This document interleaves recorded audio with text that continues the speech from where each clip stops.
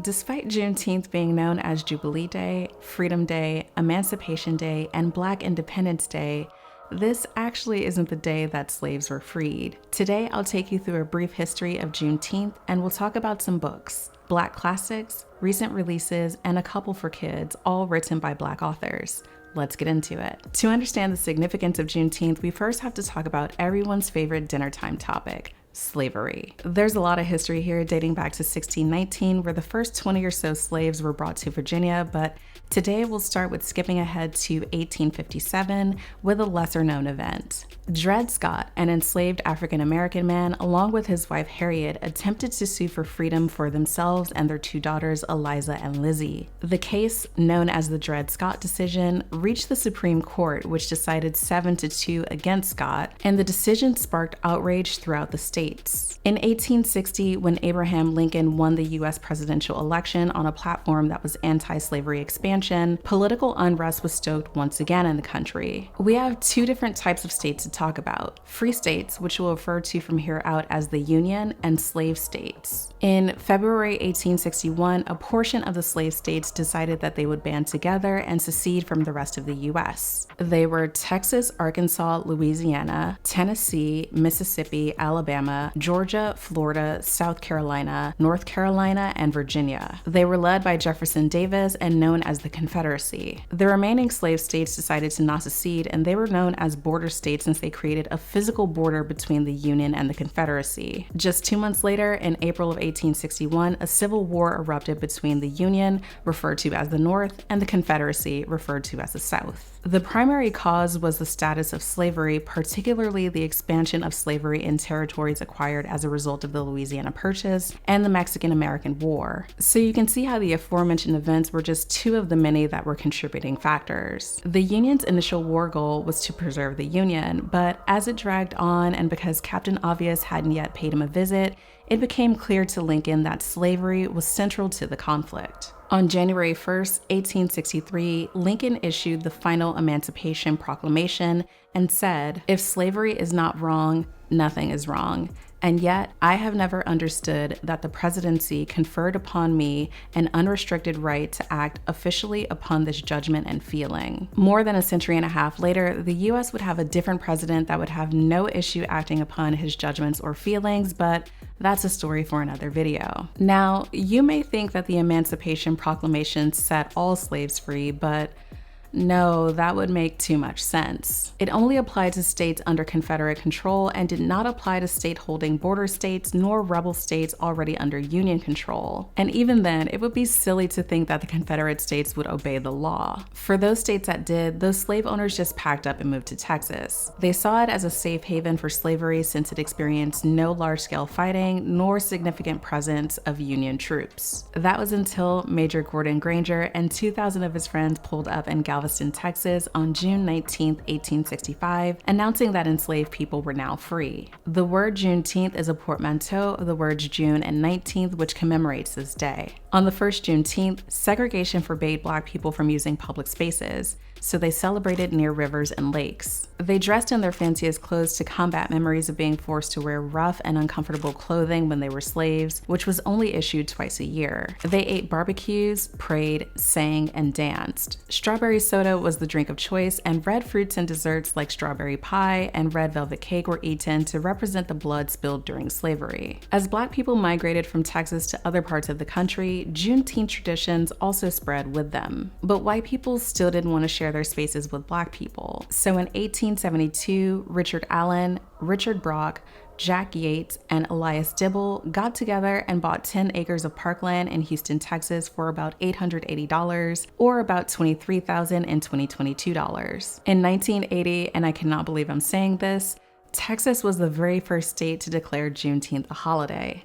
I cannot make this up. In the following years, a little over a handful of states would follow suit until 2021 when President Biden made it a federal holiday on June 17th. You're really down to the wire there, Joe. So that's our very brief, arguably oversimplified history of how we got to where we are today, and there is so much more that I had to trim out of this. So if you got any value or chuckles out of that, give this video a like, and now let's talk about books. We've got a lot of ground to cover here with classics, recent releases, and books for kids. One of the greatest writers of the 20th century happens to be the grandson of a slave, James Baldwin. His works broke new literary ground with the exploration of racial and social issues, but none of those works would have come to pass had it not been for the book Go Tell It on the Mountain, which was published in 1953. It was written over the span of 10 years and was Baldwin's first completed novel. The book follows a character named John, a teenager growing up in Harlem in the 1930s, and his exploration of relationships with his family, his church and its hypocrisy, and the ties between race and sexuality. Baldwin says about the book, "Mountain is the book I had to write if I was ever going to write anything else. I had to deal with what hurt me most. I had to deal, above all, with my father." So that alone should tell us how essential this book is. Beloved by Toni Morrison was published in 1987 and investigates the role of trauma and love in African American history. It considers how the human spirit is diminished when the things and people that you love the most are taken away. In short, the book opens in 1873 in Cincinnati and follows the story of a woman named Setha, who escaped enslavement and had been living free for over a decade. She lives with her daughter Denver and the ghost of her oldest daughter, Beloved. The book is based on a true story of a woman named Margaret Garner. The 1850s were a time where the Underground Railroad was at its height, transporting slaves to freedom in Canada. Garner, her husband, and their 4 children decided to take advantage, and the first stop on their road to freedom was Joseph Kite's house in Cincinnati. Within hours of arriving, U.S. Marshals stormed the home with arrest warrants and found Margaret in a back room. She was determined to not return to slavery and decided to take the life of herself and her children. She had killed her 2-year-old daughter, and her other children were wounded but still alive. Morrison found a story about Garner titled "A Visit to the Slave Mother Who Killed Her Child," and the events inspired the book Beloved.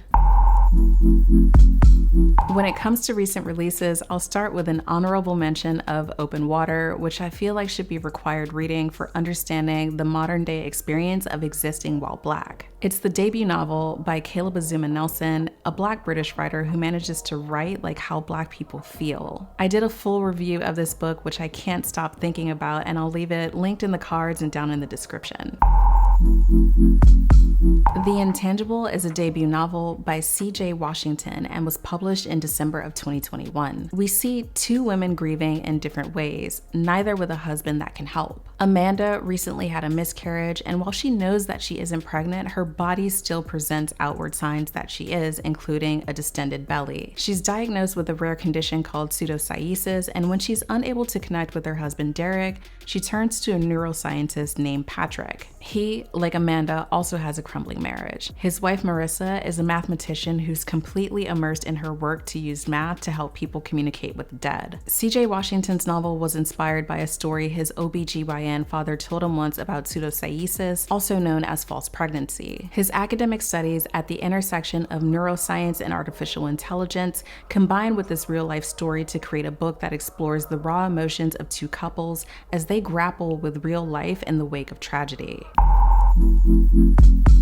Goliath is a novel published by Toche Onyebuchi, published in January of 2022. It's a sci-fi piece that explores a lot of ugly realities of the present day. Climate change, race wars, disease, gentrification, and class division, just to name a few. Goliath is a near-future story where the wealthy have left a crumbling Earth for the more comfortable life in the space colonies. The communities that they've left behind try their best to survive the radiation and pollution, both a result of climate change. It's told in a non-linear format, and the writing is a bit abstract at times, requiring you to think critically about the text. There's a deep examination of the suppression of people of color by well-intentioned white people, and what makes this book somewhat unsettling isn't so much the vision of the future, but how familiar that vision feels to our present day. This book does have quite a few trigger warnings, so I'll be sure to drop a link down in the description for you in the event that you decide to read this as well.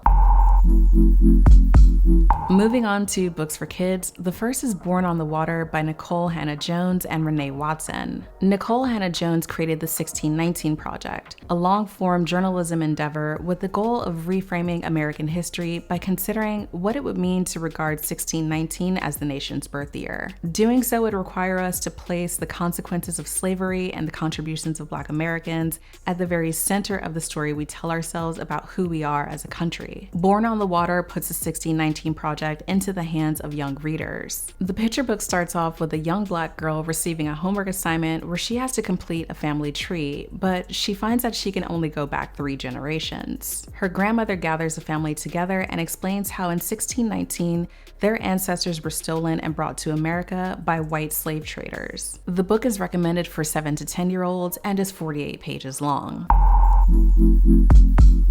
Finally, we have Ruth and the Green Book by Alexander Ramsey Calvin. In the 1950s, few Americans were able to afford cars, so Ruth was really excited when she got to take a road trip in her family's new car. Along the drive from Chicago to her grandmother's house in Alabama, they weren't treated very well at all by the people that they met. Often they'd be refused service at hotels and gas stations because they were Black, until finally a gas station attendant introduced the family to the Green Book, a guidebook that outlined all the places that would accommodate them. This picture book is recommended for 7 to 10-year-olds and does a good job at illustrating the laws in place during the Jim Crow era. All of the books that we talked about today will be linked down in the description. I hope that you can use this day to reflect on what Juneteenth means to you. To quote my second favorite Obama, Michelle is my first, obviously, Juneteenth has never been a celebration of victory or an acceptance of the way things are. It's a celebration of progress. It's an affirmation that despite the most painful parts of our history, change is possible, and there is still so much work to do.